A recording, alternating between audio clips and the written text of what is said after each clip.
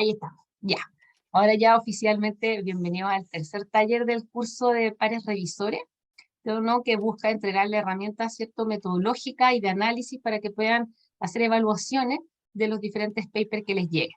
Como comentábamos recién, es importante, ya está el link de la asistencia y que ahí puedan elegir la metodología que se sientan más cómoda para trabajar. Yo lo que vamos a hacer hoy día es que vamos a hacer quizás un pequeño repaso, las últimas dos clases, para poder seguir un poco la lógica de cómo llegamos hoy día al tema de los gestores y las referencias bibliográficas, que es lo que nos convoca hoy. Pero en definitiva esto tiene un camino avanzado y por eso es importante, ¿cómo se llama?, irlo construyendo entre todos, ¿ya? Lo primero entonces para los gestores y las referencias, y nos vamos un poco a lo que ustedes vieron la semana pasada, es tener súper claro la misión de nosotros, como pares revisores, como pares evaluadores. Para corregir no hay que temer, ¿ya? El peor maestro es el maestro con miedo. Estas son unas sabias palabras de nuestra premio Nobel en literatura, Gabriela Mistral, donde siempre decía que para ser maestra hay que asumir que hay una responsabilidad que uno tiene. Ustedes aquí ya se están capacitando, pero lo importante entonces es no temerle. Por eso es la tarea en definitiva lo que busca es que corrijan un trabajo, que lo evalúen y ahí en definitiva vayan de a poco perdiéndole este miedo a evaluar a los pares. Que yo creo que muchos de nosotros tenemos más training, ¿no?, en la evaluación de nuestros estudiantes o de personal a nuestro cargo. Pero siempre evaluar el par tiene una connotación diferente. Vamos a hablar un poco primero de lo que vieron la primera clase, el primer taller con María Angélica. Si se recuerdan, para poder buscar en el mundo científico están las palabras clave, ¿ya? Ojalá que la mayoría ya haya podido, si es que no lo había hecho previamente, es buscar cuáles son las palabras claves con las que se mueve cada uno de nosotros en nuestras investigaciones. Uno tiene sus temas propios y uno aprende, ¿cierto?, a diferenciar que en Dex y en Match van apareciendo, van saliendo palabras claves, ¿cierto? Los keywords, las palabras llave van cambiando año a año, aparecen, desaparecen también según el uso que se les da. ¿Y cuál es la invitación? Entonces, cada vez que uno revisa un artículo, uno tiene que revisar cuáles son las palabras claves en esa temática. Y para eso recuerden que hay dos formas. Está la index directo, ¿cierto?, por descriptor exacto o palabra o término, y también en la página de los DEX está el DEX alfabético, ¿ya?, que está acá abajo, y ustedes ingresan ahí y pueden buscar ahí salen todas las palabras una por una. Entonces ahí uno va a poder ver que en este caso es edición 2020. Entonces uno dice, ¿por qué? Porque uno puede entrar a las ediciones antiguas y a las nuevas. Sé que hay que fijarse que sea en este caso DEX 2022, y puedo entrar al listado. En el DEX alfabético es muy bueno porque dice cuáles van apareciendo, cuáles estaban antes y cuáles son las nuevas, así que no hay problema, se van a encontrar con algunas que dicen, ay, pero si esta yo usaba. Sí, pero por un acuerdo internacional, esa palabra ahora ya no es DEX, aunque antes sí lo era. Eso también es importante porque uno dice, si yo vi un artículo y tenía. Y también nos sirve muchas veces para buscar porque cuando uno a un artículo lo está revisando y le dice que ciertas palabras no son palabras clave o dice que no van de acuerdo al título, porque uno tiene que revisar coherencia, título, resumen, también uno puede sugerir. Entonces, por eso siempre es importante buscar. El DEX está hace un año con una plataforma nueva, ¿ya?, que es bastante más amistosa y que de hecho tiene la traducción incluso en francés. Pero es bastante inestable la web, por si acaso. ¿Por qué les digo esto? Porque cuando entran al DEX siempre les va a abrir una ventanita que dice disponible nuevo sitio DEX. A veces abre, a veces no. ¿Ya? Yo, de hecho, el día de la mañana cuando fui a hacer la clase lo quise abrir y no me resultó. Ayer sí, ayer estuve buscando unas palabras. Entonces, por eso no le puedo hacer el copiar pantalla, pero es para que sepan que cuál es la gran ganancia, porque son las mismas palabras clave, es que tiene el software es mejor en cuanto a la imagen, a los cruces de datos, y tiene francés. Aparece como cuarta lengua el francés para buscar en revistas latinoamericanas. Segundo, ¿cierto?, el repaso de lo que vimos la semana pasada, nosotros tenemos las palabras clave y tenemos unos operadores que las conectan. ¿Ya? A quien le guste este tema de buscar más rápido, los operadores booleanos, que son los que normalmente usamos, que son el AND, el OR y el NOT, y el SHORT, también son los que más usamos, Pero también existen los operadores lógicos o de truncamiento, que se llaman, que son cuando uno pone, por ejemplo, en Google, porque recuerden que esto os sirve para bases de datos en su amplio espectro, no solo científico, ya sirve también para bases de datos grises, para todo tipo de literatura. Si uno coloca, por ejemplo, enfermer y pone un asterisco, va a buscar todo lo que sea enfermeras, enfermeros, enfermería, todo lo que sigue, ¿ya? Entonces también existen otros tipos de operadores lógicos que uno puede usar de truncamiento, o también le puede dar la indicación de que solo busquen las primeras 40 palabras, que solo busquen el resumen. ¿Ya? El mundo de los operadores es un mundo por sí mismo. Los booleanos son los que más ocupamos, y siempre que no coloquemos, que es lo que hacemos normalmente, ¿cierto? Cuando buscamos en un navegador, él da por hecho que es AND, siempre. Siempre da por hecho que se va a juntar. Entonces, por eso es importante, porque nosotros la mayoría de las veces no queremos AND, queremos el OR. Queremos los dos, queremos que sea lo uno o sea los dos, nos sirve. Todo nos sirve, ¿ya? Entonces, buscamos nuestras palabras clave la semana pasada, ¿cierto? Buscamos los operadores que las conectan y nos vamos a las bases de datos. Las bases de datos hay gratuitas, hay de suscripción, hay de pago, y eso va a depender mucho de los lugares de trabajo que cada uno tenga. Cuando uno estudia posgrados, por lo general, también en las casas de pregrado, queda con las bases de datos 1 o 2 años más. ¿Ya? Ahí también pueden echar mano, y si no, están las gratuitas, y si no, también escribir, como yo les comentaba la semana pasada, se pueden escribir a los mismos autores. Ellos en general responden, reenvían, o a las mismas revistas uno puede pedir. Tenemos listo entonces, hacemos lo que se llama el diseño de búsqueda.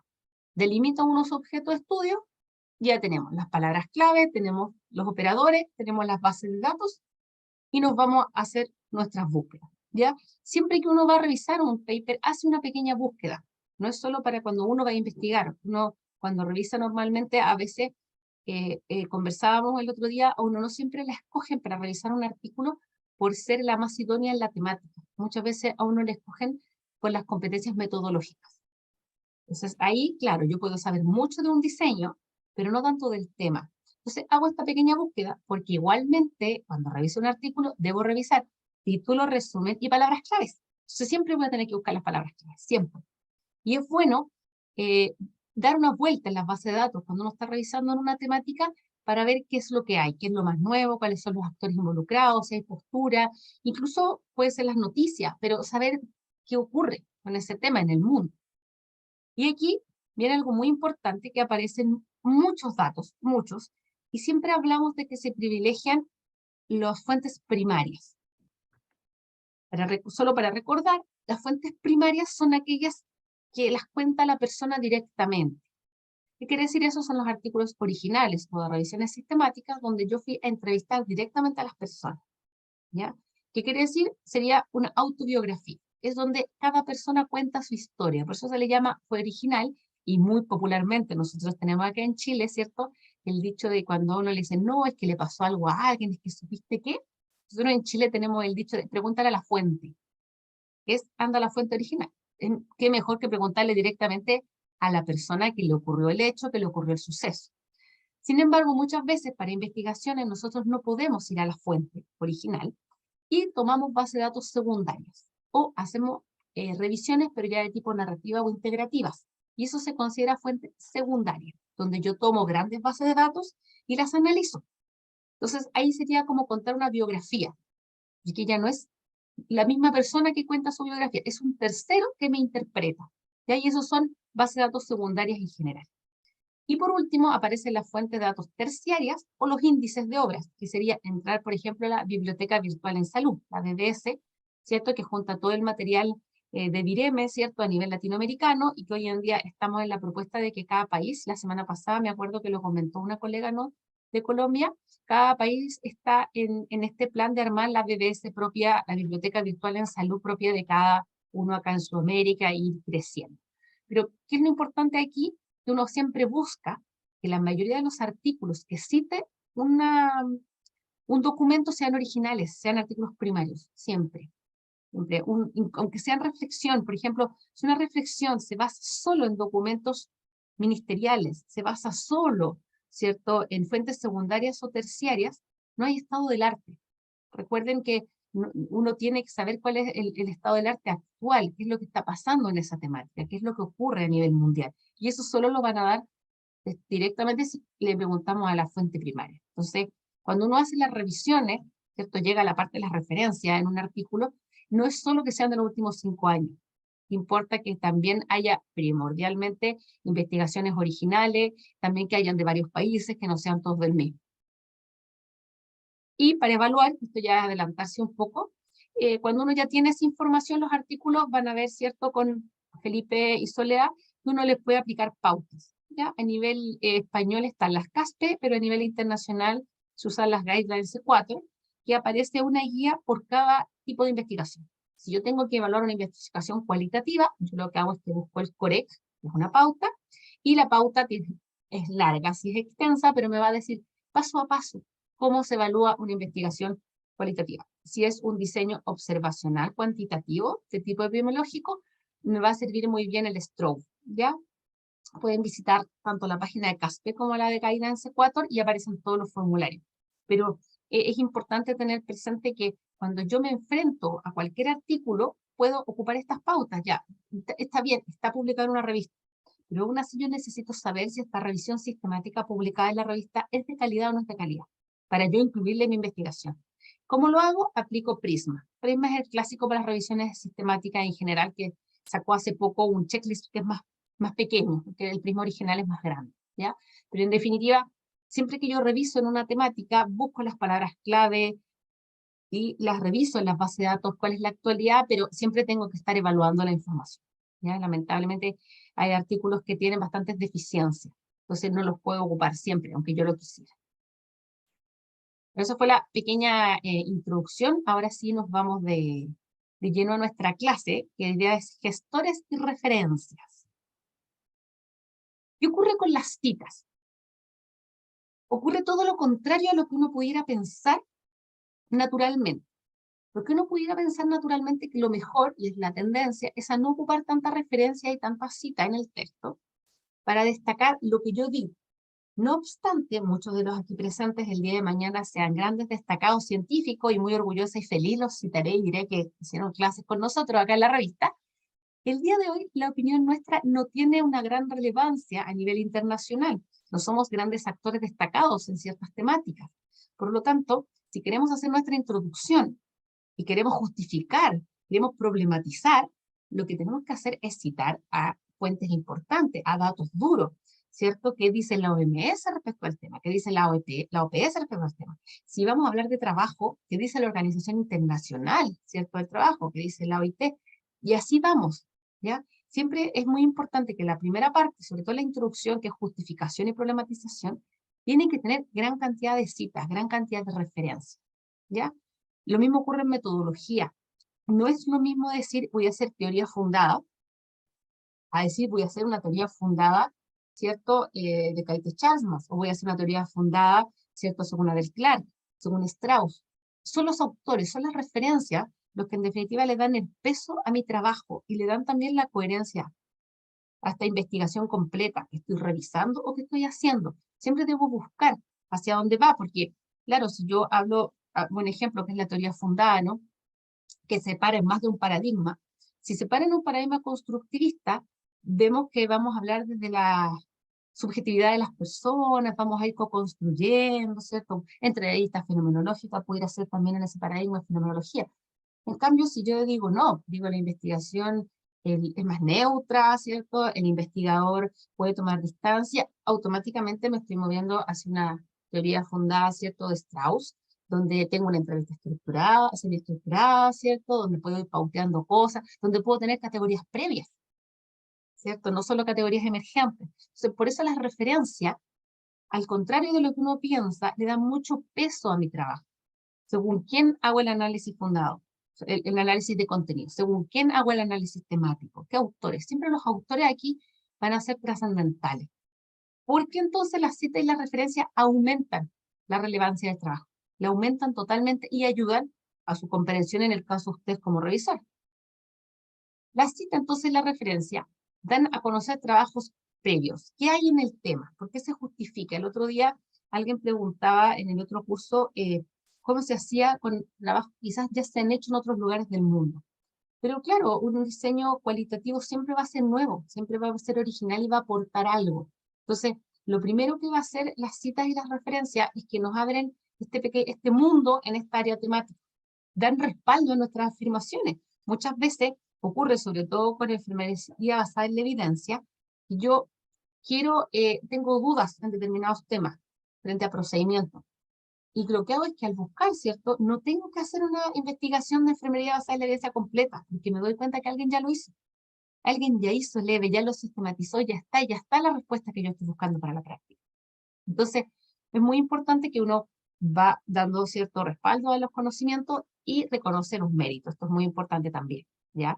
Hay un tema importante con reconocerle las ideas a los demás, profundizar en los temas, porque siempre yo en mi introducción, ¿cierto? Voy a plantear las variables o las categorías de estudio, lo que viene en el título.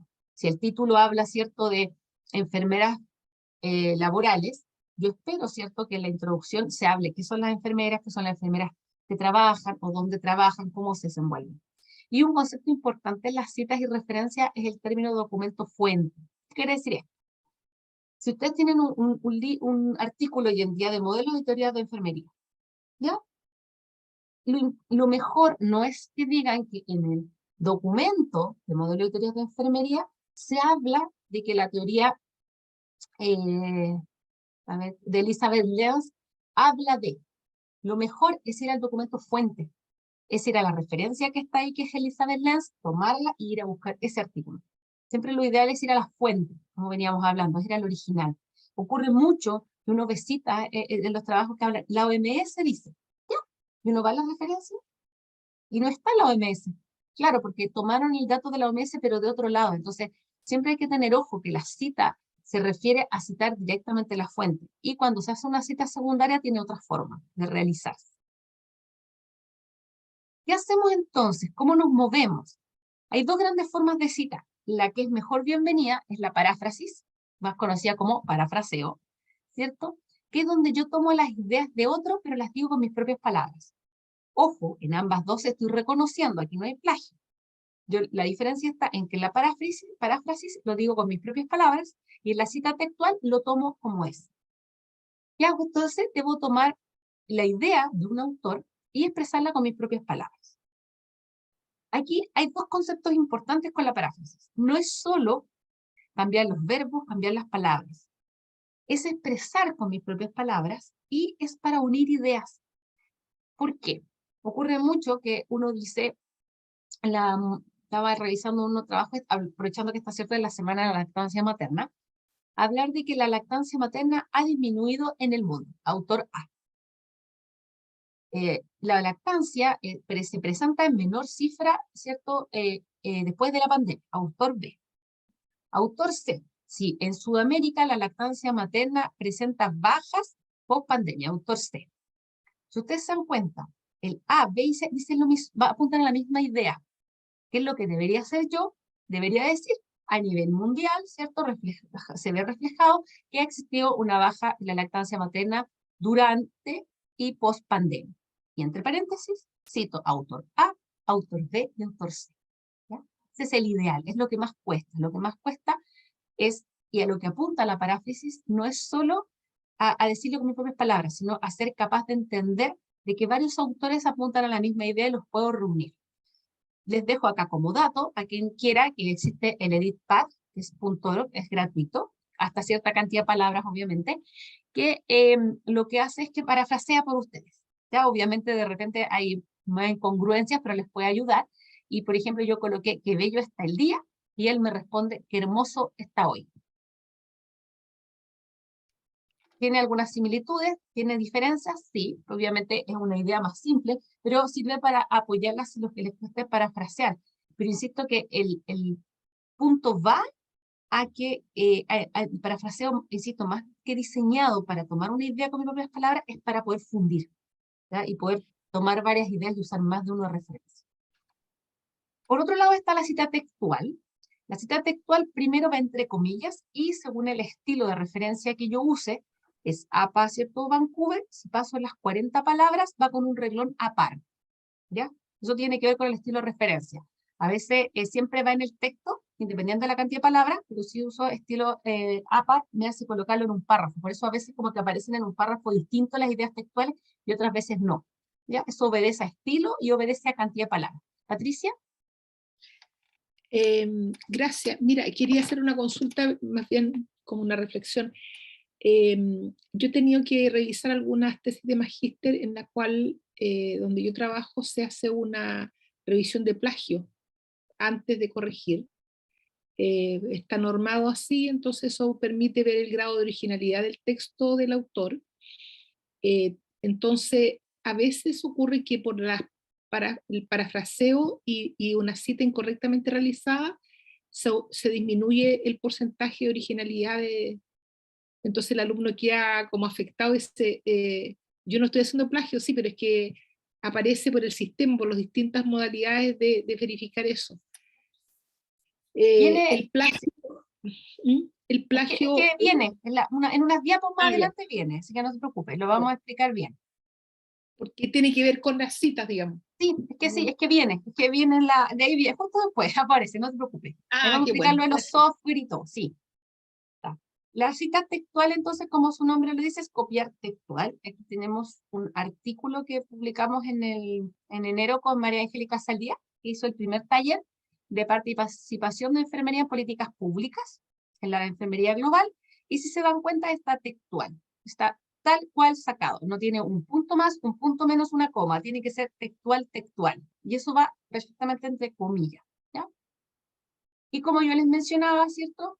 También se consideran citas textuales, y por eso van entre comillas siempre y en cursiva, las narraciones, las narrativas, verbatims que les llaman, ¿cierto? En inglés, que son aquellas traducciones que apoyan nuestras categorías en la investigación cualitativa. Ellas también son textuales, por eso van siempre entre comillas. ¿Ya? Se toman como una cita textual porque en definitiva es la transcripción directa de lo que me dijo una de mis entrevistadas. Por eso también van comillas.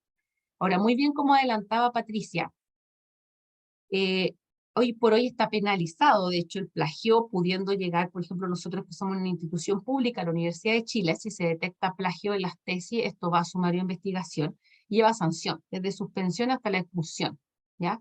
Eh, Hoy por hoy, como adelantaba Patricia, tenemos los software, que son los que nos ayudan ya a hacer los plagios. A nivel de docencia se usa bastante el Unicheck, Google tiene el suyo propio, también está Plagium, también que son de pago, y en el mundo de las revistas ocupamos un poco más Turnitin, que es más específico para revistas. ¿Qué hace Turnitin? Ve porcentaje de similitud y de fuentes. ¿Cómo lo hace? Yo les traje un ejemplo para que sea un poquito más fácil. Acá tenemos un artículo que escribimos con una colega sobre ética de cuidados paliativos en COVID, y este es textual, esto es una imagen de cómo lo da Turnitin.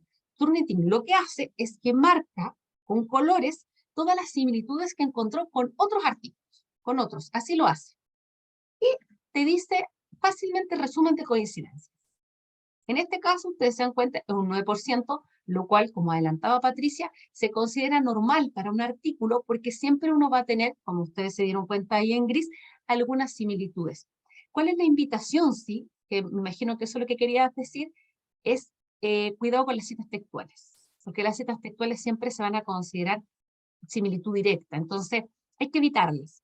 Por eso siempre se habla del parafraseo, siempre, siempre, siempre. Ahí Daniela también nos comparte que hay hartos software nuevos. ¿Qué es lo que ocurre? Ocurre que las comparaciones las hacen con sus bases de datos. Entonces, hay algunas que solo buscan, para buscar similitudes, por lo que está en Internet de acceso libre. En cambio, el Turnitin, como es el del mundo además de las revistas, tiene acceso a muchas revistas que no necesariamente son de Open Access. Entonces, esa es la gran facilidad que tiene todo el acceso no solo al Open Access puro, sino también a Cielo, tiene algunas Scopus, tiene más revistas en definitiva, que son lo que uno busca para publicar. Hay revistas que dicen que publican solo 10 en general, 7 en las más exigentes, pero ese es el número.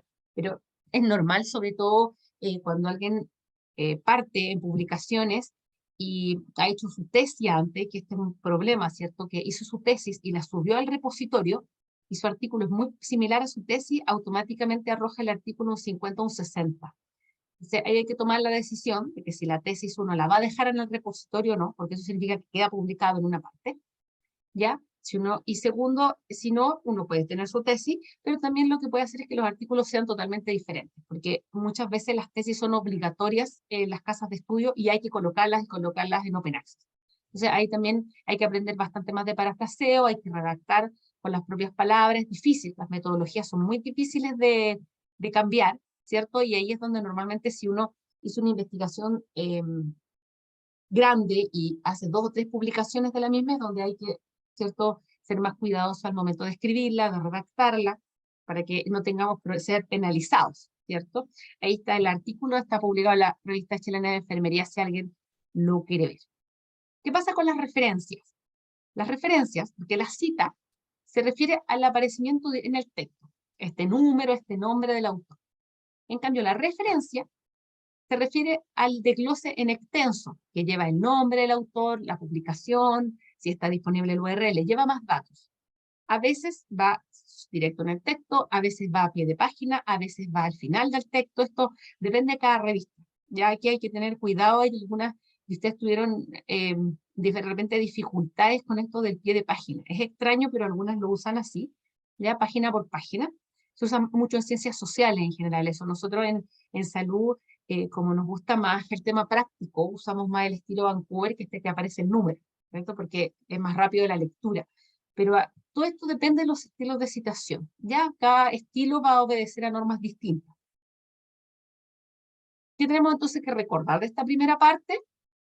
Que no voy a hacer plagio. Siempre voy a reconocerle la autoría a alguien, porque aquí la invitación también es un poco a que este amor, en definitiva, también nace cuando ustedes empiezan a publicar. Cuando uno empieza a publicar, también se va dando cuenta de lo importante y lo que uno también quiere que le reconozca su trabajo. Entonces, ahí viene el tema de hablar con nuestros estudiantes y qué bueno, en todo caso, Patricia, que lo estén ocupando. Nosotros también lo ocupamos con nuestros estudiantes, sobre todo cuando hacen ensayos, cuando hacen trabajos, también lo hacemos porque no es solo como porque haya una temorización, sino porque se tiene que hacer costumbre, ¿ya? Se tiene que hacer costumbre al parafraseo o a reconocerle al otro su autoría. Pero además, además, no, pero además está el tema de, por ejemplo, si el profesor hace algún aporte para su asignatura en términos de texto, guía o lo que sea, también nosotros lo revisamos eh, por el tema del plagio, porque lamentablemente hoy día hay una sobreoferta de información, entonces la originalidad casi pasa a ser una competencia docente, digamos. Entonces, me pareció importantísimo y por supuesto, como tú dices, todo un delito. Eh, por tanto, hay que ser súper cuidadoso, ¿no? Sí. Nosotros ahí lo que tiene es que eso tiene Turnitin, que tiene más acceso. Por ejemplo, a uno le aparece de repente son todos los plagios altos. Uno dice, ¿por qué tanta similitud? Claro, es porque el artículo fue presentado en otra revista. Entonces, ojo, cuando uno presenta y no lo declara, porque normalmente las revistas dicen, se ha presentado en otra revista, uno automáticamente al hacer correr el software, nosotros hacemos el Turnitin y nos damos cuenta si el artículo, así como está en esta presentación, ya está en otra revista porque se acusa. De hecho, me acuerdo muy bien una vez que nos pasó y nos dio 100. Entonces dijimos, ¿qué pasó? Nos dio 100, porque el artículo había sido presentado íntegramente a otra revista. Entonces era el 100%, era igual, era el mismo, ¿ya? Nosotros en todo caso en nuestras políticas editoriales, el primer paso que hacemos es aplicar el software de plagio, es lo primero. Y después, si el software nos da menor a 20, porque asumimos también que va a haber un cambio con los pares valores y ahí nos vamos a quedar en el menor a 10, pasa recién a asignación de editor o editora asociado y la editora asociada hace la primera revisión y lo asigna a los pares, ¿ya? Pero sí, lo primero que hacemos es, como veníamos adelantando, existen las normas o estilos bibliográficos. Aquí es muy importante que esto es un acuerdo internacional, no obstante, cada casa de estudios, cada revista, como decimos en Chile, le pone, le saca, ¿ya? ¿Por qué?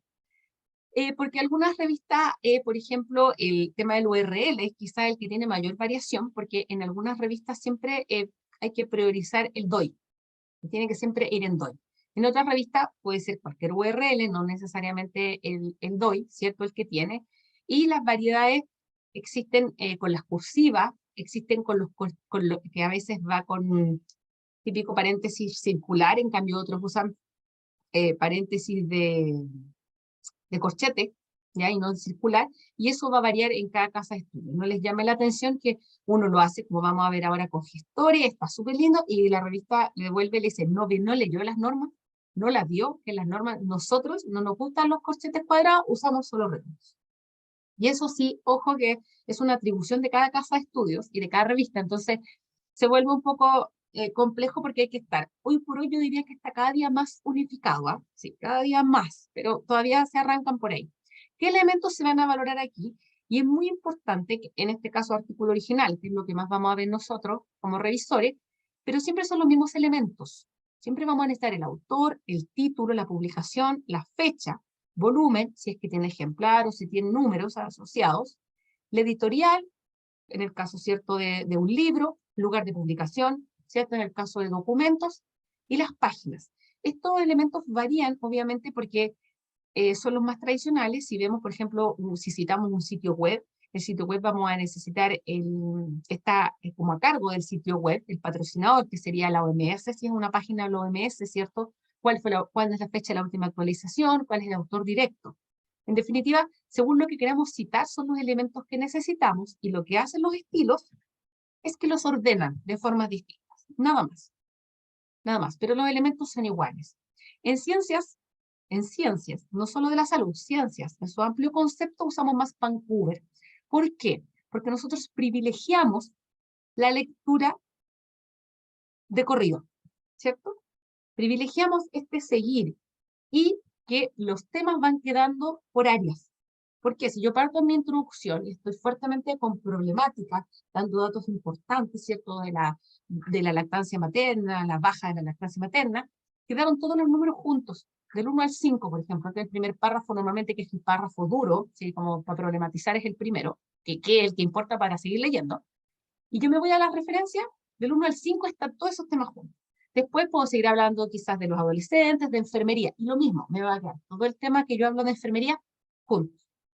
Después la metodología es lo mismo, va a estar toda citada más o menos en el mismo lugar. Entonces, Vancouver privilegia la lectura de corrido y que los temas vayan agrupados numéricamente. Por el contrario, APA, más usado, ¿cierto?, en las ciencias sociales, porque esto es del área, ¿cierto?, de la psicología directamente. APA lo que privilegia es que yo sí sepa quién lo dijo. No y ahí entonces me importa saber que esta cifra es de la OMS, es de la OPS, coincide con la Organización Internacional del Trabajo, la dijo, no sé, en el caso de nosotros, el Consejo Internacional, ¿cierto?, del CIE, o lo dijo NANDA, ¿ya? Me importa el autor y el año, y lo veo inmediatamente.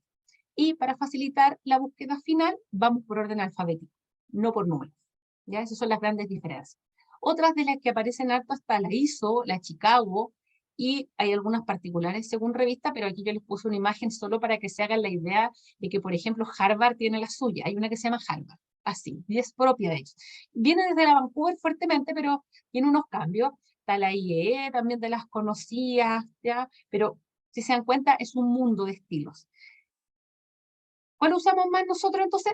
Vancouver. Ya Vancouver nace de la gran reunión, ¿cierto?, que hubo de revistas, de escritura, de investigaciones en Vancouver en el 78, que se crea el Comité Internacional de Editores de Revistas Médicas y que se reúne cada 2 o 3 años y van saliendo nuevas actualizaciones. De aquí que es importante que Vancouver y el ICMJE no solo ve el estilo, sino también son los que ven las pautas y las normativas de escritura. Son los que nos dicen a la larga cuáles son, ¿cómo se llama?, las atribuciones de los autores, por ejemplo. Son los que nos dicen, ok, alguien para declararse autor tiene que haber hecho esto y esto, esto. Alguien para declararse autor intelectual de un artículo, alguien para declararse que participó en metodología, que participó, ya está todo súper bien extendido, porque se liga mucho finalmente Vancouver también con todos los aspectos éticos a la escritura de los artículos. Y aquí también pueden encontrar más información. Vamos entonces de lleno a citación, que yo sé que es lo que más les complica. Vancouver, como pueden ver, se puede encontrar de diferentes formas. Ahí tenemos 3 ejemplos. El clásico es el Vancouver en el mismo tamaño con corchetes circulares. Ese es el normal. Sin embargo, hay muchas revistas que eliminaron los paréntesis porque dicen que son molestos en la lectura, y para no confundirse, hay muchos de ellos que lo colocan en subíndice. ¿Ya? Aparece el superíndice y lo tenemos arribita. Estas son diferentes formas. Y algunos también los colocan, ¿cierto?, el autor y un espacio, y después aparece el número. O aparece la coma y después aparece el número, ¿ya? Este es el Vancouver original, por eso yo se los coloqué. El original dice que va pegado y que va antes del punto. Ese es. Un ejemplo, para que lo vamos viendo por parte. Este es el mismo artículo que vimos arriba, que era el de ética, que hicimos con Irene. ¿Qué es lo primero que tenemos, si se acuerdan de los elementos? Porque vimos que todas las citaciones tienen los mismos elementos, pero cambian según el estilo de revisión. El estilo Vancouver pone primero los autores. Pero ojo, aquí hay algo súper importante, y este es un dato, sobre todo quienes todavía no están tan iniciados en el mundo de la publicación, para que puedan, ¿cierto?, aprender los tips. Si se fijan, el autor decía Pino, espacio Muñoz. Pero ¿qué ocurre con las citaciones? Que las citaciones solo toman el primer apellido y de ahí ya agregan las siglas del nombre y del segundo apellido, del segundo nombre, si lo colocan. Por eso yo soy Parra-Giordano, para que nunca me los separen, siempre sea Parra-Giordano. Pero si yo en un artículo coloco Parra espacio Giordano, me van a citar Parra DG. Así me van a citar, ¿ya? Por eso es importante, esto pasa en las citaciones. En Vancouver entonces van los apellidos ya sin puntos, sin coma entre medio. Eso es lo que tiene Vancouver de diferencia. Viene el nombre, que el nombre va tal cual, aquí no tiene muchas diferencias, que es el título. Después aparece el nombre de la publicación, que aquí, ojo, no es Revista Chilena de Enfermería en extenso.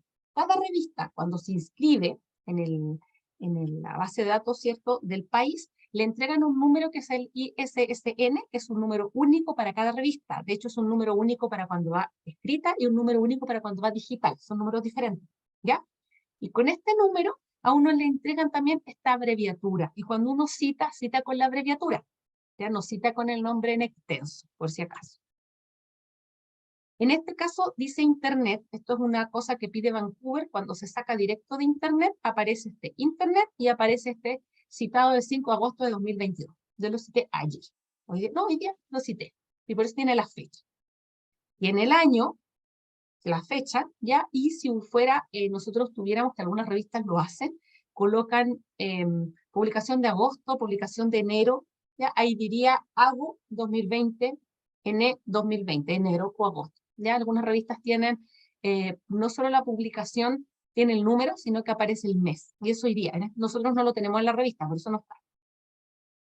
Si se saca de Internet, aparece esta palabra, que es Internet, y aparece la fecha en que lo cite, ¿ya? Después aparece el volumen, que es número 2, y el número que fue el 1. ¿Ya? Esto uno lo saca directamente de la revista, y las páginas. ¿Ya? Siempre va igual. Siempre va a ir igual. Punto y coma, volumen, número, si tiene, si no tiene, no lleva, y el número de página. ¿Ya? Y finalmente va el URL, ¿cierto? Que en este caso es disponible en Revistas Chile. ¿Ya?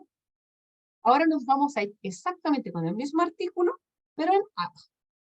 ¿Cómo estaría esto en el texto? Aquí hay un poco de variaciones, porque APA nos permite colocarlo directo entre paréntesis, que sería Parra, Giordano y Pino del 2020, o yo pudiera ir hablando, o yo pudiera decir Parra, Giordano y Pino, tengo que siempre poner el año, así que lo pongo entre 2020, dicen de la ética, o yo pudiera poner en 2020, Parra, Giordano y Pino dicen sobre la ética. Las tres formas son APA y están correctas. Y ojo, las tres las pueden mezclar durante el texto. En un texto usan el paréntesis directo, en otro colocan el nombre en el texto. APA tiene esta flexibilidad.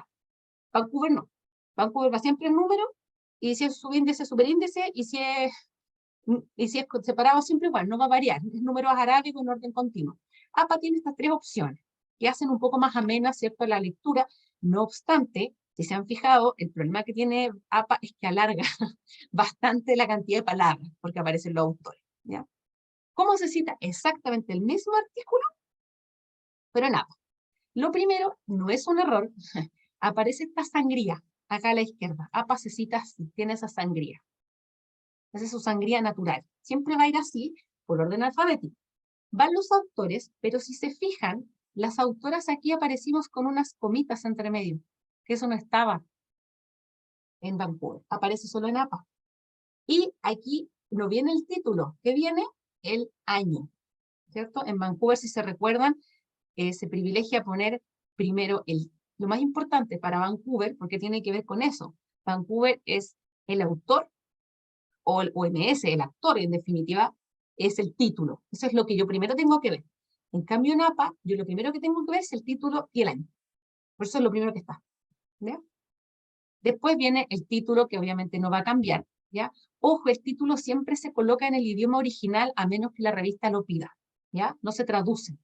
A menos que la revista diga que quiere todos los títulos en inglés o algo, pero normalmente hay que respetarlo. Muchos artículos están al menos en portugués, están al menos en idioma original e inglés, pero siempre se privilegia el original, ¿no? El nombre de la publicación, que sigue siendo la revista chilena, y nuevamente volumen, número y página. Si se fijan, y bueno, y el URL, si se fijan, no cambió, los elementos son los mismos, pero van en distinto orden. Aquí no se coloca el disponible en, o si fuera en inglés, el available, no se coloca, en APA no es necesario.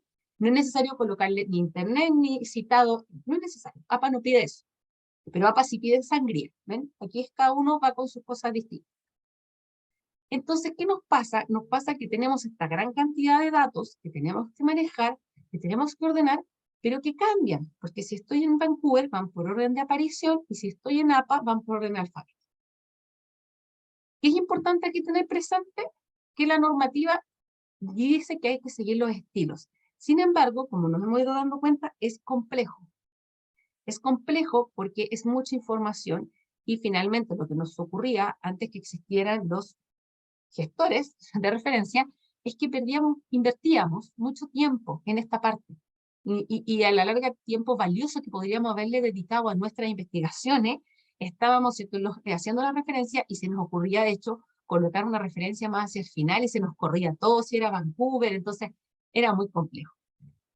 Los gestores hay gratis, hay de pago y hay asociados a cuentas. Yo hoy día les voy a enseñar a grosso modo, tengo las imágenes y todo de Zotero, porque yo soy software libres de pago, entonces yo le hago propaganda a Zotero, zotero.org. Zotero hoy en día, para los que le tienen un poco de susto, porque sí lo fue en sus inicios, se lo compatible con Mozilla, que también es gratuito, hoy por hoy es compatible con Chrome, con Edge, es compatible con Mac, con Windows, ya no tiene problema. Así que no, es gratuito, ahora los software funcionan todos de la misma forma. Vamos a ver que es que hay que descargar las bases de datos, o sea, hay que descargar cada uno de los archivos y yo los voy a ir ordenando. Ahí. Nuevamente, volvemos a todos los elementos que tenemos. Pero ¿cómo me los pone Zotero? Zotero dice que si un artículo de revista académica, fíjense que aquí tengo todos los datos que yo pudiera necesitar. ¿Ya? Título, autor, volumen, ejemplar, página, fecha, doy, URL, accedido. Ya hay muchos números, muchos datos, pero recuerden que según el estilo de referencia que yo uso, los datos que voy a necesitar. ¿Ya? Porque no todos los estilos ocupan todos los datos. Esa es la diferencia, pero todo esto yo puedo ocupar. Como conversábamos, está Zotero, que es libre, está EndNote, Driftwood, que es de la casa de Google, ¿no? Mendeley. Acá en la página de la Universidad de Chile, de hecho, está, ¿cómo se llama? Para que los puedan aprender a usar, ¿ya? Ahí, del EndNote, está el básico y el avanzado, está Mendeley y Zotero. Ya si alguien quiere descargarlo, ¿cierto? Para aprender a usarlos después y todo, pero aquí lo importante es que les pierdan un poco el miedo, que los descarguen, no les dé miedo cuando le coloca este software, ¿va a hacer cambio en su computador? Sí, va a hacer cambio en su computador porque se cruza con Word. Entonces, ese es el punto. Se cruza con Word. ¿Qué vamos a ver qué es lo que necesitamos? Obviamente hay que descargarlo, hay que instalarlo y hay que autorizarlo, dejarlo, como les decía yo, que modifique nuestro computador, reiniciar y abrirlo. Esa es la página de Zotero. Zotero tiene un login, hay que crearse una cuenta, se descarga. Zotero tiene una gran capacidad de almacenamiento gratuita, y si en algún momento ustedes sienten que está haciendo mucho, les va a cobrar, pero cobra la gran suma de 12 o 13 dólares, si no me equivoco, al año. Ya, ese también es el costo por subir el almacenamiento, no es algo tan complejo. Yo lo descargo y aparece así en mi computador hoy por hoy. Sotero aplicación. ¿Ya? Mendeley, obviamente, es la M, es una E gigante. Cada uno se hace su propia propaganda. Vamos a ver qué pasa con Sotero. Sotero aparece en mi barra, ¿cierto? Yo ya lo tengo abierto, aparece abajo. Y aquí tengo dos formas. La primera, que aparece Sotero, yo le coloco esta más, ¿cierto? Que va a ser agregar. Y yo puedo agregar lo que yo quiera. Aquí salen los más usados, pero si pongo más, hay tesis, sitios web, documentos legales, hay muchos. ¿Ya? Yo elijo el que yo quiero de este listado, ¿ven? Marco ahí, y en este caso yo marqué artículo revista académica, y lo que veíamos, estos son los datos que me va a pedir, son los datos que necesito de mi revista académica, ¿ya? Vamos a ver que tenemos dos caminos. Una es llenarlo manual, como lo veíamos aquí, pero dos, que es por lo que uno quiere tanto a los software, es descargarlo directamente desde Google, ¿ya? Y aquí viene una gran ayuda. Aquí yo también lo que quise hacer fue mostrarles algo que no habíamos visto, que es que hay dos formas grandes de buscar en las bases de datos. Que una es directamente con el nombre del artículo, pero otra que tiene Google es buscar con el nombre del autor. En este caso estoy yo, Parra-Giordano, y yo digo, este es el artículo que quiero grabar en mi Sotero. Quiero grabar proceso de enfermería en un estudio de familia de persona adulta mayor en atención primaria. Me llegó mi hija. ¿Ya? Entonces puedo buscar por el nombre del artículo o puedo buscar por el autor. ¿Qué hago yo aquí? Arriba, en mi ventana, me aparece esta carpetita. Esta es la forma de grabar de Sotero. Yo estoy aquí, esto aparece acá a continuación. Yo aprieto la carpeta y me va a decir Sotero. ¿Cuál de todos estos quería agregar a la librería? En este caso, ¿se acuerdan que el que estamos buscando el proceso de enfermería en un estudio de familia? Entonces ya, yo el que quiero es ese, le pongo el check, le pongo OK, ¿cierto? Y me voy a mirar mi Sotero y miren lo que ocurrió. ¿Qué hizo Sotero? Sotero descargó el título de la revista, descargó los autores, descargó el nombre de la publicación, el volumen, el número, las páginas, la fecha. El DOI, el URL y la fecha que es hoy, ¿ya? A veces no descarga todos los datos porque esto es información cruzada, entonces depende mucho que la revista lo tenga bien arriba. A mí, ¿qué me pasa normalmente? Que el URL no viene. El URL que hace uno en Google, lo abre, lo copia y se lo trae, y en accedido uno le coloca hoy, enter. Y con ese hoy aparece la fecha, ¿ya? Entonces, si se fijan, esto fue traído directamente desde Google. Yo lo único que hice es que fui a Google, puse el nombre del artículo, apreté la carpeta y me lo traje. Pero también puede existir, ¿cierto? Que yo quiero un libro y no lo encontré. ¿Qué pasa entonces? Voy manualmente, coloco el título del libro, el autor del libro. En el caso del libro es muy importante la edición, el lugar, la editorial, la fecha. Puedo sacarlo de Google. Bueno, normalmente los libros incluso o documentos ministeriales conocidos siempre están en Google, no hay problema para traérselos, ¿no? ¿Cómo lo hacemos entonces? Práctica. Estábamos, ¿cierto? Arriba, dijimos, porque esto es lo que normalmente vemos, ¿ya? Y ahora, ¿qué hago yo entonces? Si se fijan, me puedo ir a buscar y aquí está el de ética. Lo puedo escribir manualmente, me lo puedo traer desde arriba o lo puedo buscar. ¿Qué hice aquí? Yo en Sotero coloco mi apellido, que es Parra, y me aparecieron todos los artículos Parra que tengo. O, muy bien, como aparece acá hacia la izquierda, yo tengo carpetas. Tengo la carpeta de artículo 2, todos los artículos que yo he descargado que quiero que vayan allá. Todos los artículos que quiero de cuidados paliativos, de escala del dolor o de estudio familiar. Sotero es muy intuitivo, ¿eh? Yo tengo Sotero abierto, abro la carpeta de estudios de familia y todo lo que guarde desde Google en ese rato va a ir a dar a estudios de familia. Es así, se va directo a Google, guarda donde yo lo tengo abierto, directamente. ¿Ya? Y quizá lo más maravilloso, que yo sé que es lo que pasa, que es este cambio, que lo difícil es hacer un cambio de estilo. Vamos a ver un ejemplo. Yo me voy a Word, ¿se recuerdan que les preguntó si los dejaba modificar porque entraba a Word? Yo estoy en Word y su Word dice archivo, inicio, insertar, dibujar, diseño, disposición. Al final aparece Sotero. Yo me voy a Zotero y aparece, le pongo que quiero agregar un artículo, y lo primero que me va a preguntar antes de agregar es qué estilo quiero. Tiene muchos estilos y se pueden bajar más, por si acaso, si uno quiere, puede agregar. Pero en este caso nos vamos con el clásico, que es APA. Yo le marco APA, ok, quiero APA. Y ahora sí, me va a preguntar. La segunda vez que yo quiero agregar, ya me va a preguntar directo qué quiero. La primera vez necesita saber qué estilo quiero usar.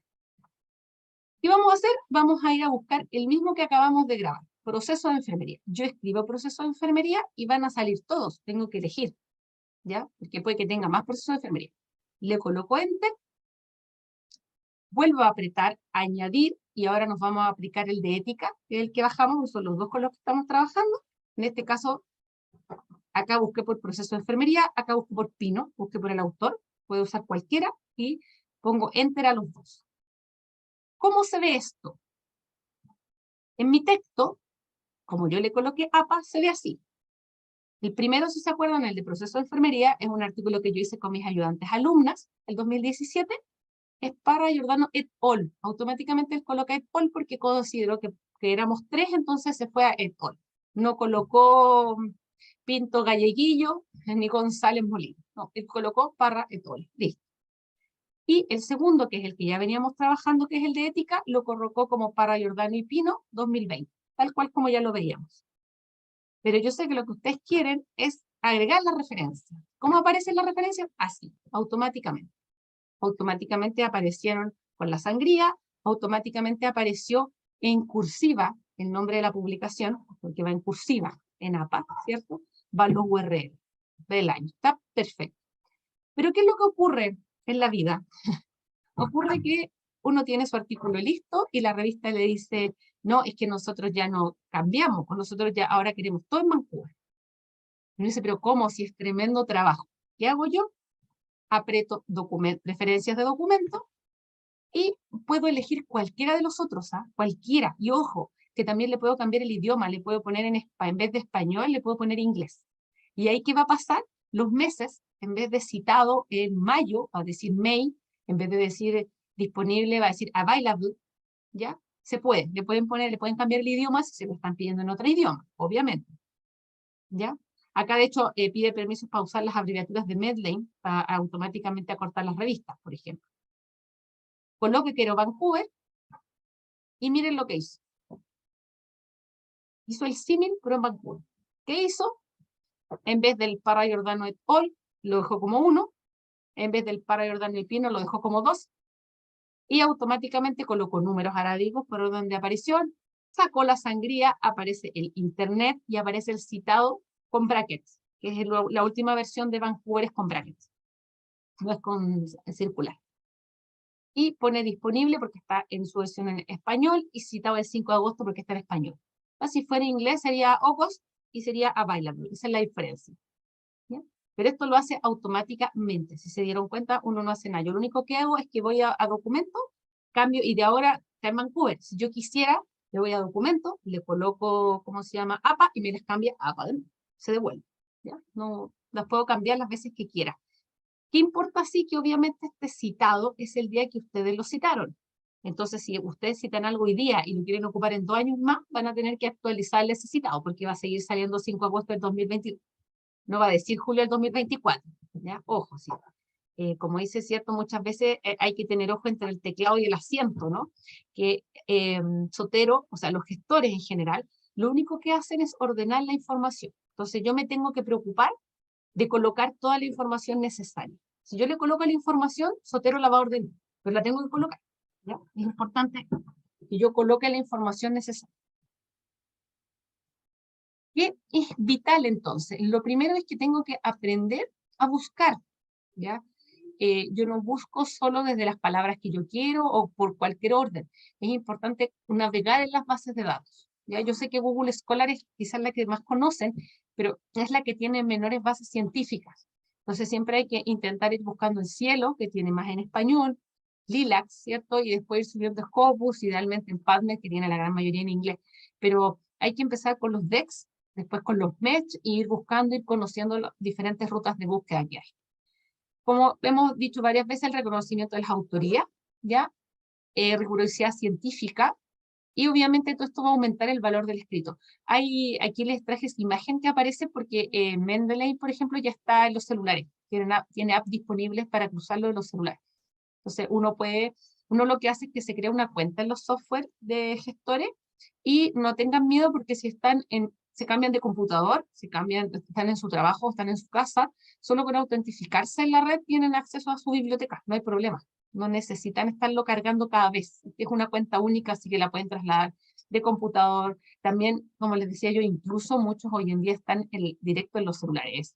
Es impresionante cómo siento que nos han facilitado la vida. Y ahora, lo importante es usar los tutoriales según el que ustedes tengan, porque muchas casas de estudios nosotros tenemos Mendeley, algunos tienen EndNote, eso, insisto, va a depender de las casas. Yo prefiero los software libres, pero son opciones personales. Y eso sería. Dudas, preguntas, les recuerdo, se los voy a colocar de nuevo la asistencia para los que llegaron un poquito más tarde. Para que recuerden todos firmar la asistencia, por favor. ¿Dudas, preguntas?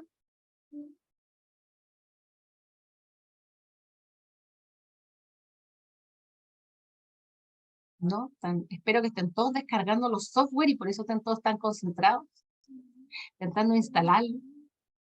¿Ya? Ayudan bastante, la verdad, son de bastante auxilio porque si bien es cierto, hay algunos datos que uno siempre tiene que modificar y cambiar, el grueso ahorra mucho tiempo. El tema es que de verdad que ahorra mucho tiempo. ¿Ya? Da ¿okay? Ya. Entonces, vamos a dar por finalizado el taller.